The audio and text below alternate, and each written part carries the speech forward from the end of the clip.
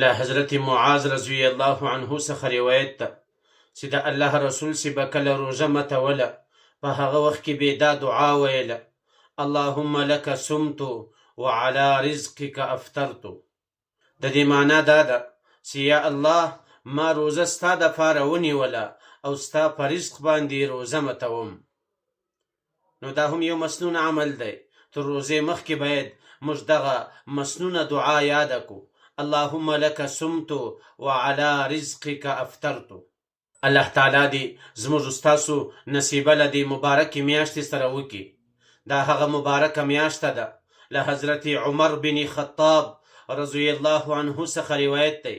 دی فرمایي چې د الله رسول وفرمایل چې په دې میاشته کې الله تعالی ذکر کوونکي انسانان بخشي، او هغه کسان چې الله تعالی ته د یو شي خواست وکړي، الله تعالی هغه نامراده کوي نه، الله تعالی هغه ارمان ورپوره کوي، هغه حاجات یې ورپوره کوي.